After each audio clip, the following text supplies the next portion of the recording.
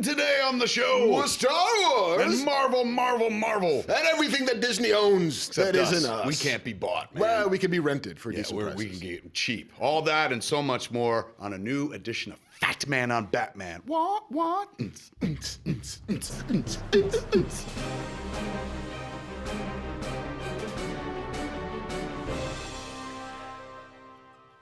Hey! Welcome to Fat Man on Batman. I'm Kevin Smith. Marc Bernardin. Guess what, man? What? We're going to talk about a bunch of things that make you happy, kids. Aww. This is happy news. This ain't when you Yay. wake up in the morning, go to the Google News page, and you're like, everything's so depressing. There's fire and traffic and Guns war. again. Someone's dead. It's a good person. No, this is all good news. The only people who die in these news reports, villains. Yes. Who deserve to die. And they all come back, kids. Or Don't go to worry jail. about it.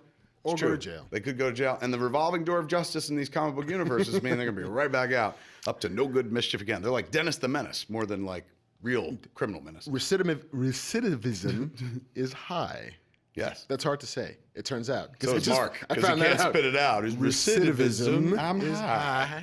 high. Speaking of high, Hey, let's start on a high note, Marc. let's do that. Internet picks what it wants and runs with it. It's the best part of the internet. We're going to talk about a little picture called The Force Awakens yet again, man, because we're going to be talking about this picture for the rest of our lives. I'm not familiar with it. Let me tell you, it's an adventure in space. Yeah? Involves some ragtag group of folks who somehow prevail against the ultimate evil in the universe. But it's a period picture, right? It takes place in the past. Yeah, a long time ago in a galaxy far, far away. All right. Technically a period piece. Kind of like Merchant Ivory. A little stuffy, but got a droid. So Lots of that's kinda accents. fun. This picture, when you're going into this picture, if you had to pick the Boba Fett of this bitch, Yes. who would it have been? I might have said Captain Phasma. Of course you would have said Captain Because Phasma. she's got the awesomest armor. a chrome and or silver stormtrooper. Yeah, she's like a really nice set of rims. And Gwyneth of Tarth, is that her name? Brienne of Tarth. Gwyneth Paltrow. Brienne of Tarth, you're absolutely right. Gwendolyn Christie. That's it. I knew there was a Gwen in there There's a somewhere. Gwen in there somewhere. She playing the part. That's cool too. But when Yeah. you saw the look of that character, you're like, Silver Stormtrooper. Oh my lord, Shut the front door. that's your Boba Fett and stuff. Yes. But the internet, Marc, Again. disagrees, and they're not saying she's not the Boba Fett, but they have taken a liking to this character. Throw this cat up, man. The Riot Trooper. Yeah, he didn't have a very easily appellated name. Now they're starting to call him like he the Riot Trooper. He's got a anti-riot stick. You can come back to us. The internet though Yeah. has given him a name, and it's based on the only line that character has in the movie. Spoilers if you haven't seen the movie yet. Right. Traitor. Yeah, it's Traitor. Finn, who leaves the stormtroopers, has a lightsaber. At one point in the movie, Right. and they're getting out of Maz's bar, Kanata's place. Kanata's place, and the First Order has showed up, and they're knocking shit down, blowing shit up, Pew pew. and lots of pew pewing going on. So Finn all of a sudden rushes a stormtrooper and guts him with a lightsaber, like just Right. Badass. but also like poignant because you're like, you watched a stormtrooper die in the opening minutes of this movie, and you're like, never again with the blood. And then you're like, oh, I got one of these. Fuck this. It's totally cool now. I'm gonna ass fuck him with a lightsaber. I'm gonna hollow this bitch out. Stop being bad. So he does that to one stormtrooper, and then all of a sudden you see he turns. There's a stormtrooper there, and he's got a shield and this stick that we saw in the trailers, and it's an anti-lightsaber baton of some Wow. sort. That seems very specific. You know what I'm saying? It's crazy. It's like the G.I. Joe whose job is only to build bridges. Like, I built a anti-lightsaber stick because only one dude we know has a lightsaber, but I got it just in case. But you need it. You never know. They're like, they're so anti-Jedi that they're like, we need an anti-Jedi weapon. Right. And we it haven't also seen one in forever. it needs but- to turn too, like a New Year's Eve thing, like zzz, Yeah, zzz, like a butter churner. Like yeah, the sexiest like weapon. it whipped like a butterfly knife, where you're like, Ooh, nice. So the gun kind of zzz, and then he pulls. It's not a gun; it's like a riot baton. Yeah, So he throws a shield down, and he's got this thing, and he says his immortal line, "Traitor." The only thing he says, and then he fights Finn with the lightsaber, and he's using his anti-riot This baton. little cattle prod thing. And he's better at it than Finn is at the lightsaber. And then he's got I don't want to spoil the movie, so if you haven't seen it, Yeah. what the fuck? Come on, really? Grow up. Come on. Responsibilities, people. You had one job. Yeah, go see this. Don't be like South Korea. Don't be soft on Star Wars. Be hard on Star Wars. And not hard like, another Death Star, those dicks. I mean, be hard for Star Wars. There it is. In Long any and strong. event, fuck, where I was going. I buried the lead. Traitor. So he says that word. He says traitor. And then all of a sudden, The internet. they fight. And the internet, they had no name except Riot Gear Stormtrooper or whatever. So the internet has given him a name. Tell him, go to a single of Marc and tell him what to order. It's kind of great. It's TR8R. TR8R. Now, if say that, write it down if you gotta. Some people have to write. I'm one of those people that I was like, what does that mean? Like, if you're really good at figuring out license plates, then this is your superpower is finally going to come to good use. They gave him a vanity plate name, the internet. They call him TR8R because if you say that real quickly, if you look at it and say it out loud, it reads. Traitor. There it is. So that right then and there, like, I love the internet for reasons like this. The internet has also been known to bend me over and fuck me straight up the hole. But for things like this, I kneel in front of the internet and give it some of this because what a sweet thing. I am now looking forward to I'm going to assume will be like 15 volumes of traitor fiction that the internet will just generate. Like, here's his first day at the academy at Evil Academy. There is a little bit right now. Yeah. There's a comic book or a tie-in book that tells some Finn backstory, and so there is some back history to this character. That's great. But now the internet is just filling it into. That's what kills me, man. It's like we name him. Fuck JJ. We've named him. He belongs to us. And he's TR8R. That was awesome. So they got a bunch of memes all over online of him. Of they putting him into history and stuff like that. They both grew up poor on the slums of Coruscant, and they both joined like the First Order together, thinking like, it's gonna be our key to off-world life, man. It's gonna be awesome. I got your back. You got my back. We're gonna ride hard together, bros. And then fucking like it's intergalactic Ben-Hur. You know what I'm saying? The other guy is Mazzola or whatever the fuck. That's who TR8R is. It's the greatest story ever told. It hasn't been told yet. And they could go deep. I mean, now in a world where they're like, we're doing any story. They're like, what'd you like? You like that little robot in a Death Star that like, and then ran away from Chewie in the first movie? He gets his own movie. Done. Same thing here, man. They could totally do that. They could go back in time and be like, look, the kids like TR8R, do with the stick. Dear Marvel, this is like a 6-issue like miniseries just waiting for you. Just go ahead. It's all yours. You can have it. I mean, I certainly don't need my help, but I'll write it. I have an affinity for that character. You know a thing or two. It's just one of those things, man. Internet took it, ran with it. I think that character's badass, and that scene is really, really fun. It is. It is like, remember we were talking about some people like, this movie's like Spielbergian. It's like Raiders of the Lost Ark. That is a kind of Raiders of the Lost Ark moment. It totally is. In as much as he's like, blah, blah, blah, blah. And then Han Solo shows up. I think it's Han Solo that shoots him. It's either Han or Chewie. I think it's Han with Chewie's crossbow or with his blaster. But like the dude's, TR8R is about to like come down on Finn. Pew! And all of a sudden, pew, and he gets shot the fuck out of him, backflips, fucking dead, like gone. And I believe it's Han Solo that shoots him. I want to read that dude's story. You know what I'm saying? I want to know where he comes from. What are his dreams? What did he want to do? And why did he say that? Why did he say traitor? And it was guttural. Like that performance, like you felt it. You were like, he's mad at him. Yeah. Like because it wasn't just I got the memo that you were bad. It was, you've wounded me to the quick. No doubt. Friend. Yes. It goes deeper than just like, you're that guy that left the stormtroopers. It's just like, I loved you. There's a whole other scene that could. He was supposed to bring balance to the Force. But think about it, dude. Like, there's only 2 people in the whole movie that call Finn a traitor. One is the Riot Gear Stormtrooper. The other is Kylo Ren. Remember, he's like traitor. This guy's always getting shit on. The most famous ex-Stormtrooper, right in the galaxy. Right now, as it stands, other than Captain Phasma, she's probably right now the most famous Stormtrooper. Although I would argue that Finn is the most famous Stormtrooper. Totally. At this point. Captain Phasma next, and then TR8R seems to be giving Captain Phasma a run for the money. But Captain Phasma will be back in the next 2. Right. TR8R is somebody might have a stick later, but ain't gonna be that guy. That dude got the shit knocked out of him. Unless he's got a brother. Yeah, or a good friend in the directing community. But that is once again another wonderful example of like the audience takes what they want and says, "This is the movie." Like, I'm sure if you asked JJ, like, hey, man, what about that moment in that movie? He'd be like, oh, it's one of my favorite moments, but that ain't, that's I just, thought it was cool. it's a throwaway cool moment and stuff. But for a lot of people, like, that's the whole movie, man. When that motherfucker gets blown in upside down, that's amazing. That is Star Wars. I want to know more. Tell me that. things about him. Anyway, so that's happening. Little bit of TR8R news there. I thought that was kind of cute. It is. Let's talk about other movies that are owned by Disney. Yes, because Disney owns almost everything. Everything. They own the words coming out of my mouth. To borrow from Chris Tucker. Let's start with Doctor Strange? Nah, we'll get there. Let's start with very rarely, kids. Ooh. Do human beings without mystical powers or ties to the dark arts and Satan predict the future? But you heard it here. We said weeks ago, this Ryan Coogler, he should be directing Black Panther. Yeah, you know what's happening? Tell him, Mark. Ryan Coogler is directing Black Panther. We told you. I don't want to say told you because that's stealing from that deadline lady. But yeah, we said it.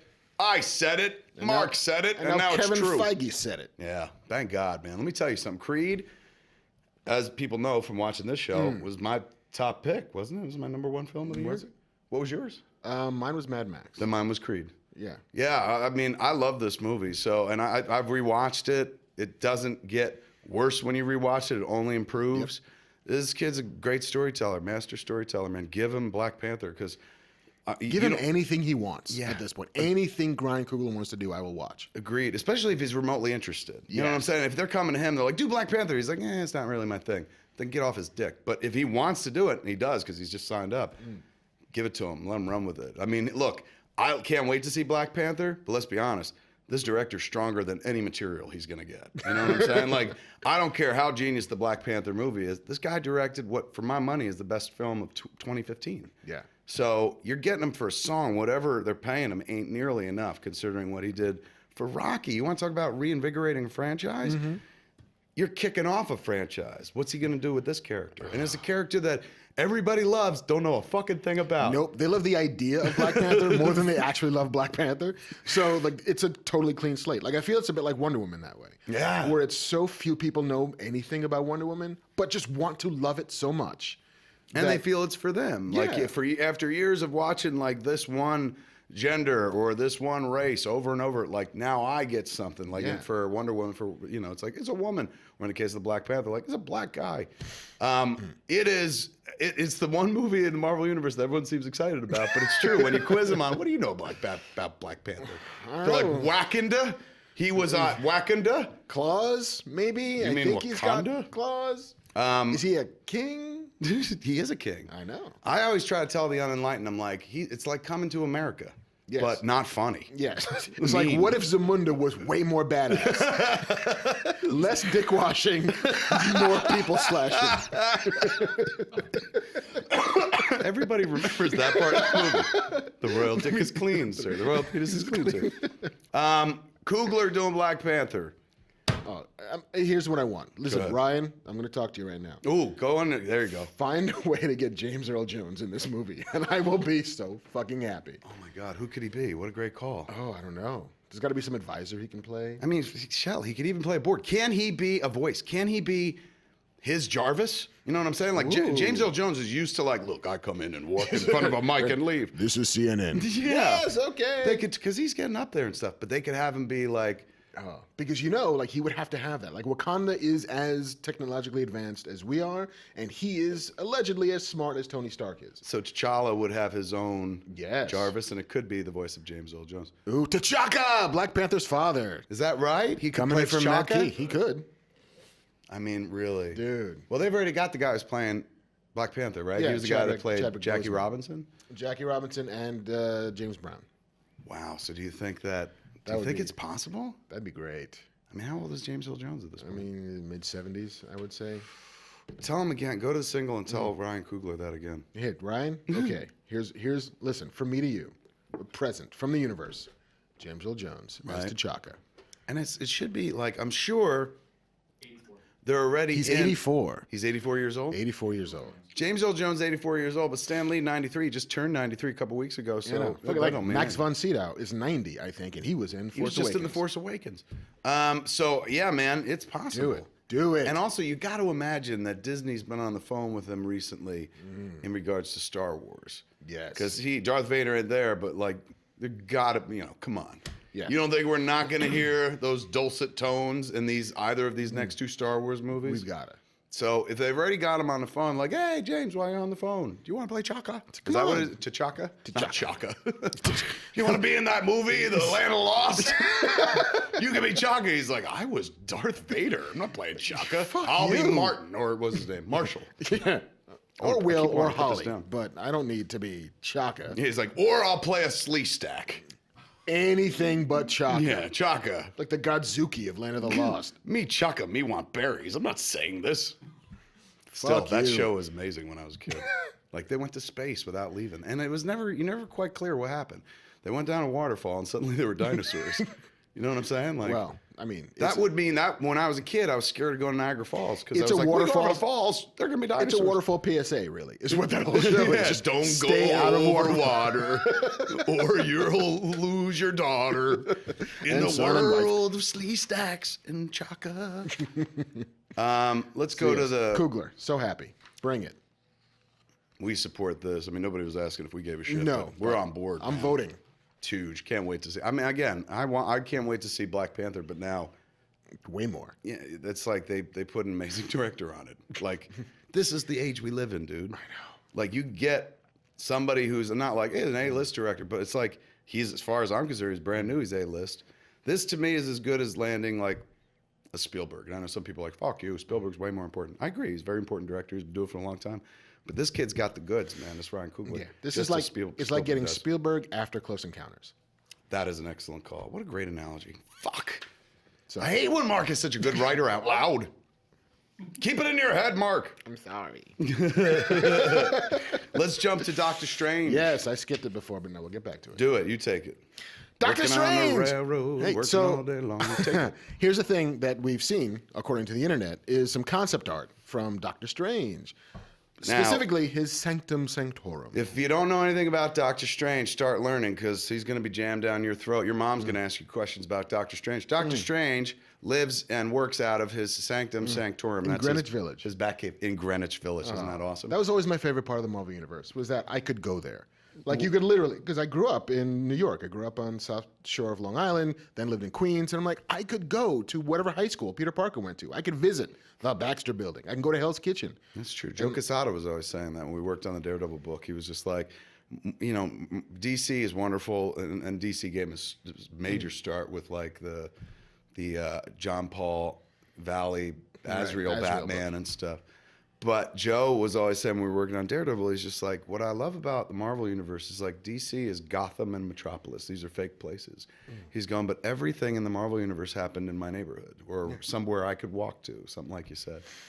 Yeah, that was always one of the cool things is he's got his Greenwich Village place, man, the Sanctum Sanctorum. When I wrote the Daredevil thing, I put him, we went to the Sanctum Sanctorum. It was badass. Because that is absolutely Like on the where floor. a hippie like Doctor Strange would live. in Greenwich In Village. Greenwich Village. Totally, man. Yeah. It's a so national that was place. concept art. Yes. But Show him what you got. according to the Twitters, executive producer Louis D'Esposito tweeted out this image, which is actually from the set. That is actually the awesome fucking window that he had built. That's the window of the Sanctum Sanctorum. That he explained to contractors, here's what I need. It's going to look like tic-tac-toe, but if you're drunk. It is kind of good pull. That's real. That's a set. What you saw first was a drawing of what could come. What you see there, That's the deal. that's the real deal right there, man. It's crazy. Oh, like I we're love it seeing to Doctor pieces. Strange come to life in front of us. Thank God for people like Louis D'Esposito, man. Somebody who's just like, spoilers, here's a picture. Done. And they could send me a picture of a window. I don't give a shit. Like, some people be like, who cares? I do. Yeah. I've been waiting a lifetime to see that window And in a according movie. to our producer, Matt Key, that is the seal of the Vishanti. Yeah, isn't it? The Vishanti seal, like outside. It's a sigil of protection. It's a sigil of protection. You're going to hear a lot of geeky shit over the course of the next year as we head towards Doctor Strange. Also It's called? also called the Anomaly Rue, Oh, the anomaly rue. or the Window of the World. The Anomaly Rue or the Window of the World? Of the world. Of the World. Of the world's, Matt's a huge Plural. Doctor Strange fan. which was also a restaurant on top of the World Trade Center. It's called what? The window in the world. Used to be. Oh, it's Yeah. gone. It's gone. Do you think Marvel Bring was it ever down. like, you fucking pricks? We wrote that. That belongs to us. There should be a round window. That is Strange looking better and better. I mean, it was always a good idea. Once they cast Cumberbatch, suddenly you're like, come on, it's flawless. Really? But now, man, we're seeing it come to life. And they keep promising, man. We saw that Entertainment Weekly cover. Creepy, weird stuff that we ain't seen before. Marvel getting 60s with it, man. I love it. I know, right? I'm excited about that. Speaking of Marvel, and you can't get away from Marvel, man. No, because why would you want to? they're responsible for everything that is good in life that's not Star Wars. There you go, right? Or Batman. God, isn't it? We got Batman, but it's true. They got the big two. Like Disney locked up the big two. It's like all your favorite super.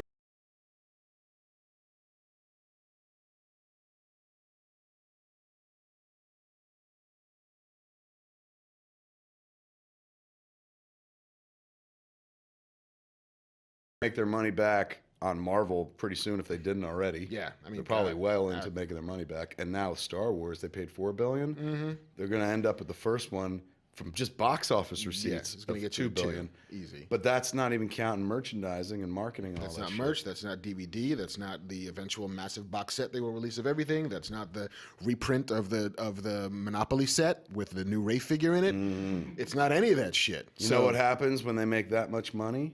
Your profits become greater. He's another stormtrooper. That's his brother. Yes. Who comes back for He revenge. became a commercial pitchman. Greater, stronger, faster, better. Let me see. Daredevil season 2 is coming fast. Like, we're in 2016, folks. There he is. And this was a fantastic, if not one of the best TV shows of last season. Yes, totally. You don't even have to like comic books or Daredevil to love that show. This is an excellent piece of television programming. How they made it work and sing as well as they did, beyond me. These folks are very gifted. They're bringing Daredevil back for season 2, of course. We all know that the Punisher's in it, Elektra's in it. Foggy Nelson is still in it. Foggy's coming back. Let's go to two-shot. But what we didn't know was when exactly. I know. And now in the ever, electrified new arena of DC versus Marvel, like we go back in our childhood to DC versus Marvel. You know, Marvel being like our distinguished competition and stuff like that. Like always picking at each other and then amalgamating it from time to time, but all in good sportsmanship, all in good fun. A rising tide lifts all boats. Very well spoken. That's why you bring this guy as your co-host, because you're like, weed and Batman, and this guy can say smart things. That's why. So they, I forgot where we were. Daredevil v DC. So what happens is they're going to announce this Daredevil, DC, Marvel, in the ever ongoing, bing, just flicking Batman's large ear, bing, bing, bing. They've announced that they might release Daredevil season 2 the same weekend as Batman v Superman. Which would be a giant kick in the balls. It is a real, I'm not going so far as to say dick move, but it's kind of like, oh, they like Batman? Well, we got something they could watch at home for free. Yes. Or do you like the Netflix? Do you have the Netflix? Netflix and chill with us, yo. Oh, yes. Netflix, that's right. Marvel is inviting you to Netflix and chill. Yep. And not go to the movie theater. It's just so Yeah. I mean, it's adorable. It's funny. The official date isn't official yet. Yes. Like Netflix has only announced March. They haven't announced the actual 25th, but that's what people think it's going to be. And you got to remember, this is significant because Batman v Superman was chased off of a May date by Civil War. Civil War. So somebody's over there is playing. You know what I'm saying? And I appreciate that at a high level, because normally at that level, people are like, I don't give a shit. We're here to make money, product, blah, blah, blah, blah, blah. But this is somebody sitting there in a corridor of power going, you know what would really fucking piss them off? Let's do this. I like to imagine it's like Laurence Olivier in Clash of the Titans, just moving giant pieces around his chessboard. Like, Perseus has done well. Clink. It is, it's crazy, man. But they're smart to do it too. Yeah. It's a smart play because people are like, I'm dialed up. I'm fucking tuned up to watch heroes beating the shit out of each other.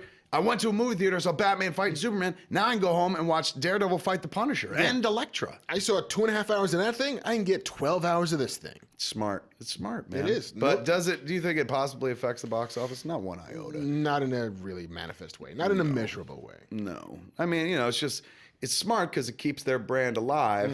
Although their brand ain't going nowhere. They're just fine brand-wise. They're not like, boy, I wonder if people will forget us. Civil War was just out 2 months prior to this. But still, it is a real, like just poke them in the eye a Like, little oh, bit. you thought you could have a weekend just for you. I know. Sorry.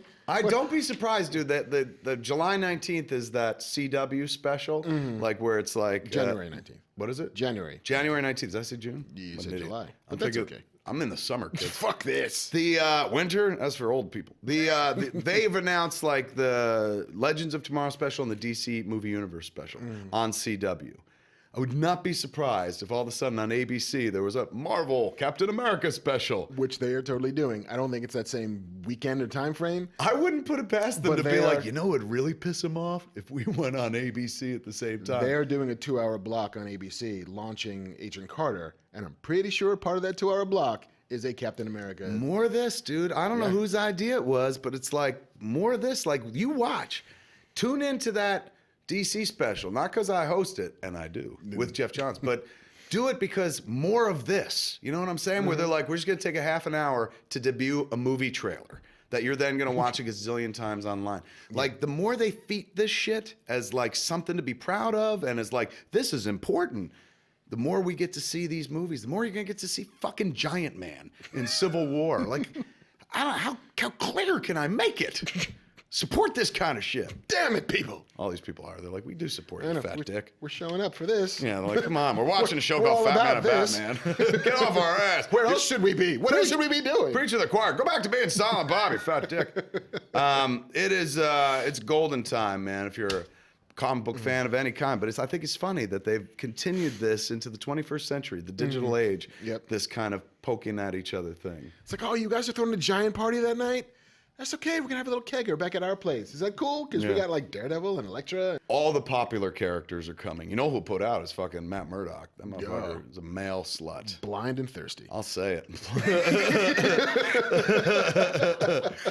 But I'm telling you, man, this is it's good time. Good time The that best these time. two want to just play like that. We all win, as Marc Oh, said. for sure. Rising tide Lifts takes boats and throws them, something like against that. the rocks. It was very smart when he said it. It was. I don't Speaking remember of very smart, let's jump out of our favorite subject matter, Marvel, and talk about stuff that is just okay. fine. Michael Bay is directing. Look at him. Look how happy he is. Thrilled to pieces. You know what I love? Money. That's the Charlie Brown sigh right there. Michael Bay is doing another Transformers. He's going to direct Transformers 5. Has he directed all of them now? He has indeed. Every single one of them he's directed. He made a comment where he didn't even know what it was, dude. He's like, I'm doing Transformers 5, is it? I've taken a lot of work. That was his quote. There's going to be another Transformers movie, Mark. And it's going to be T5. just as visually confusing as all the previous Transformers movies. I've stopped going because I don't know who to root for. Do you like cars with balls? Then is this one for you? The only way they get me into this movie is if this is when they thread the needle with G.I. Joe and the Micronauts. If you start bringing other shit in, then I'm back, Michael Bay. They kind of fucking have to at this Michael point. Bay's like, you think I fucking need your fat ass? These movies make billions of dollars. I own all the tigers in the world. Why do I need to worry about what you do? Take it to the limit. Michael Bay has bought a tiger. Look, there is Michelle Pfeiffer in the elevator. That was Scarface for one little piece of the montage. Nice time. Let me tell you about Michael Bay. Tell me about Aside Michael from Bay. this Transformers thing, he also tied up the Teenage Mutant Ninja Turtles, made a very successful movie. Some people are like, they look like Doomsday. That was a retro kind of fit. You know, not the turtles I remember from my childhood. Go Ninja, go.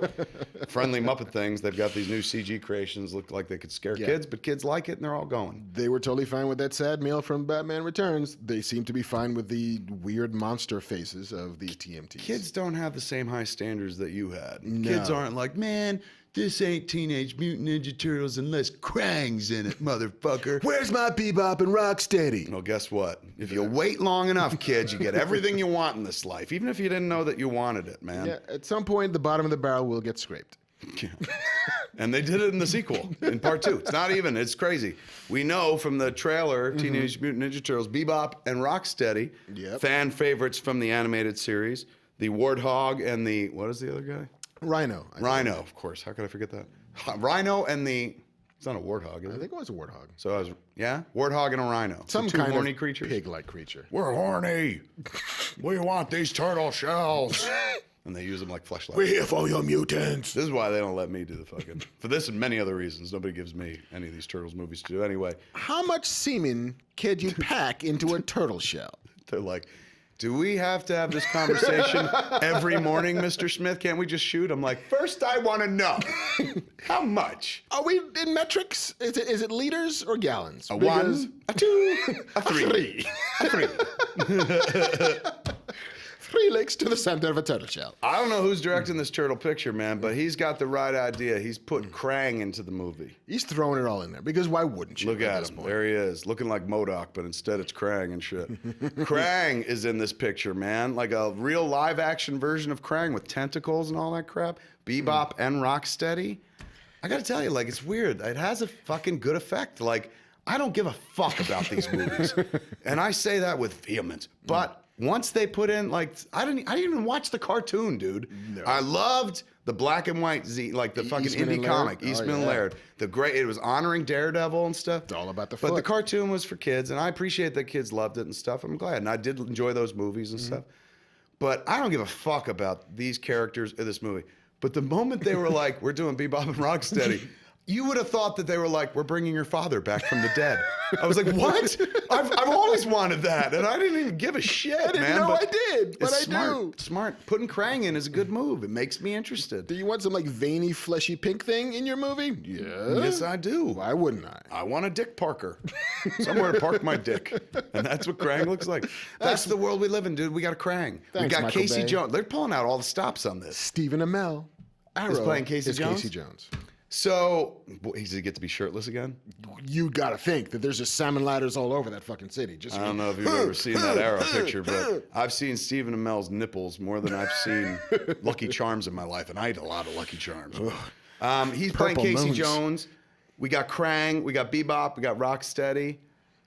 What else is left? Really, seriously, like, where do you go for the next one? They shot their wad. Space. They're like, you know what? How about for the next one, we'll be original?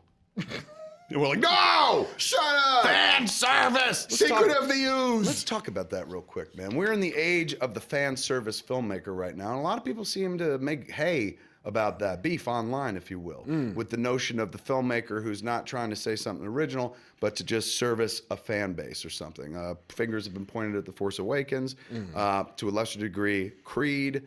The example of the Teenage Mutant Ninja Turtle movie having fan-favorite characters that they never would have attempted before, and certainly didn't attempt in the first movie, is a clear indicator, or the changing of the appearance of Apocalypse in the X-Men movies, a clear indicator that they're listening, that it matters, that making a fan service film is not a financially dumb move. No, because it's like these are niche audiences, and at some point you can actually steer into the niche. Like you don't have to broadcast anymore. Oh, God damn it. That should be the name of your fucking book, dude. Steer into the niche. Steer into the niche. That's hot. That sounds like something they would say in Point Break, and not the remake. I'm talking about the original. Like, What should I Swayze do, would have said Bodie? that. Tell him. You should steer into the niche. There it is. But how, Bodie? I don't understand. And then he fires up into the air with his gun. Because he's confused. The dead presidents have gotten away with it again. That is, say it again, steer into the niche. Like, you know, it used to be you had to hit all 4 quadrants to make a hit. You Yeah. had to hit young, old, male, female, all at the same time. Yes, tell them why it's different. Why is it different now? It's different now because audiences are fine with seeking out the thing they want. Like in a world of so much fucking choice, the only way to make a thing work is to give somebody something they almost didn't know they wanted. And you do that by being specific as opposed to being broad. And so suddenly people who love Teenage Mutant Ninja Turtles, I didn't know there were this many of them, but clearly there are. I'm like, Bebop, Rocksteady, Krang, fuck yeah. Why wouldn't I come out for this? I'm that guy. Like you described me. Yeah, it's and like I didn't and want- by the way, very eloquently. as I well. didn't want the big version of this. Don't give me the version that everybody's got to buy. Give me the version that only I want. Right. And hope that enough people are like me to seek it out. It's the smart play. Yeah. Like, seriously, what are you going to do? It's like you're second at bat. The movie did well enough to demand a sequel. Pull out all the stops. Yeah. You know, they're probably sitting there going, I can't fucking believe anybody went to the first one. So we better try on this one and put in some shit people like. Yeah, and they make put it a in... little less expensive and add a bunch more shit in it. Like, And it's been the smart play. For the first, I had no interest in the other one. I absolutely have interest in this one. I'm not going to say that I'm going to go out in the theater and see it, but nothing else out. Some kid in my world is like, oh man, do you want to go see this? Because kids are always coming up to me going, hey, mister, you want to go to a matinee? I'm like, get away from me, kid. A, can you buy me beer? B, would you like to go see Teenage Mutant Ninja Turtles 2 with me? And then at that point, I'm like, the answer to that question is yes. And of course, because I'm lonely. So let's go see it And together. I've just bought you beer. So And at the very least you could do is buy me a ticket. I would consider going to see this with the inclusion of Bebop and Rocksteady, but now you throw in Krang, and I'm like, yeah, and Casey Jones. and Casey John's true. I'm telling you, they're daring me to come to this movie. They're like, I fucking dare you. What else do you need? What else do you need? This is the equivalent of them calling Marty McFly chicken. Where I'm now, I was like, I don't care about this movie. They're like, chicken? I'm like, What, a yella? yeah, oh, I'm in for it, man. So they're doing it right, kids. Yeah. These people making these movies that you like. Let me talk about movies real quick. I got a picture coming to Sundance very, very soon called Yoga Hosers. Indeed. I just want to shout it out because normally, we talk about other people's stuff. Two websites, it was online, but two news sources. One was The Guardian in the UK, and the other was Wired. Ooh. Put Yoga Hosers on their movies we want to see. In The Guardian, it was 75 movies we want to see in 2016, and we were number 57. I was like, I can't believe we're on the list. That's fucking Heinz. I love that number. Pretty high. In Wired, there are 12 movies we want to see. Ooh. We went first. I think it's just because Sundance is happening soon. One a month? Maybe. I mean, it might be. Yeah, but ours doesn't really come out. I mean, I guess they counted Sundance as our premiere. But the fact of the matter was, like, the fact that they included it was so, like, sweet to me. However, there's always, like, a qualification. It could never just be like, hey, good old Kev Smith's back. It's just like Charlie Brown. They always want to kick me in the fucking nuts, pull the football away, even for a second. It's crazy. So the piece in Wired is just like, he's fucking an idiot. He only rests on his laurels and fucking, he hasn't done anything interesting in years. And the last sentence is like, but this might work. Which, on one hand, I'm like, maybe you just leave me off the list in the first place. Figure me so fucking mean and shit. In any event, not unhappy with it. Coverage is coverage, and that's very nice and stuff. Something amazing happened, man. Like on Instagram, there's a guy named Jeff Quigley who drew a Yoga Hoser's picture based on like some of the photos that have been out there and stuff. And I put it up on my Instagram. It was beautiful. The girls together with a Canadian, maple leaf behind them and stuff. And the movie is like a total comic booky movie, very much a superhero affair, just no known characters, right? But I love this dude's piece so much. I was like, it'd be really tight, dude. I said, I like this comic book. I want to now do a comic book about these characters, do a prequel comic book, so that when you're sitting at the theater in Sundance, right, you get in 20 minutes early, you got to wait for everyone else, and it's 20 minutes late and shit like that. Everybody going to have a comic book of a prequel story, a secret origin, because, Canada. So we put it, like, based on that dude's artwork, Jeff Quigley's artwork, I reached out to him. I was like, dude, can you fire up 20 pages? I can write a 20-page script like this, like right now. Do you think you can handle it in a week? We'd need to flip it quick. And God damn it if you didn't do it, man. And a week ago, no comic book existed. A week later, the comic book exists, man. So, the moral of the story is, like, you never know. Like, you never know where you're going to turn around and be like, this is my favorite thing in the world, and you devote all your time to it and stuff. And it's just something cool to bring to the movie, and then, like, just to kind of hand out and stuff like that. But I had to share that because it's like, don't hesitate. Like, if you've got talent, any remote talent, go to a two-shot. Any remote talent whatsoever, like me and this guy and stuff, exploit it in this life. Any way you can. Get it in front of somebody who's going to, like, help you go someplace else with it, man. I'm not even talking about, like, have a 5-year plan. This guy drew a picture because he's like, oh, this movie seems fun to me. And because he drew a picture, I changed the course of events of what we're going to do with the movie. So now everyone sits down before they watch the movie, you're going to read a comic book because of that dude's artwork, Jeff Quigley. If you got a remote bit of talent in you that you could put on display or something like that, and I'm not talking about, I'm good at killing human beings, so here's a video of me shooting children. Don't do that. But if you're like, oh, I could draw, I could fucking do this, I could write music and shit like that, I'm good at editing, put it on display. You never know when, like, there's somebody like me who's like, I'm not talented. So when I see talented people doing things, I'm like, oh my God, I want to be around that and stuff. And boom, I brought that dude in, I hired him. We're going to take him up to Sundance to when the movie premieres as well. So don't hesitate, man. Put yourself out there on display. Show them what you got. Somebody's looking at all times and stuff. And prey on the vanity of others. That's how this guy got me. He drew something. I was like, I love this. This is about me. And I went forward and stuff. It's good to know. I remember when I went to the Dragon Con in Atlanta years back, like 1995. Me and Scott Mosier were walking around the floor, and they had like an artist's alley and stuff, and it was like a lot of pictures, paintings of Kirk and stuff like that. And I was like, man, if they had Jay and Silent Bob anything here, I would buy that right now and stuff. And now there is. Now you walk in and there's a bunch of stuff. But find something like it's manipulative, I guess, but like what he did, he wasn't sitting there going, I know how I can get this guy to call me. He just drew what he liked, his passion. And he put it out there for somebody to see. But I seized on it. Like his passion fired up my passion. We made love creatively, not in real life. But that might happen. You're going at to Sundance. Sundance. Yeah. You're taking them up there. The altitude, that's my It's excuse. chilly. You got to cuddle for warmth. And the artwork was really good. So, you know what I'm saying? The moral of this story is if someone draws for you real well, blow them, kids. No, don't do that.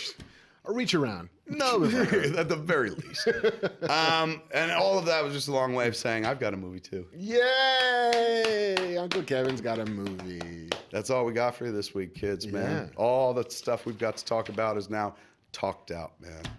We can't do any of that talk without this guy. And he was eloquent today. Give it up for him. He said some amazing shit, dude. You're a sweet man. Fuck. I love to watch him talk. Listen to him talk. Like, he's so smart. I got pretty lips. He does. He's got pretty mouth. I'm the other guy, the one without a pretty mouth, and I don't speak right. We're good. But together, we make Fat Man on Batman. You've been hanging out watching Fat Man on Batman with us right here in the Fat Cave. I'm Kevin Smith. Marc Bernardin. Come back next week, man. Same fat time, same fat channel. YouTube.com/Kevin Smith.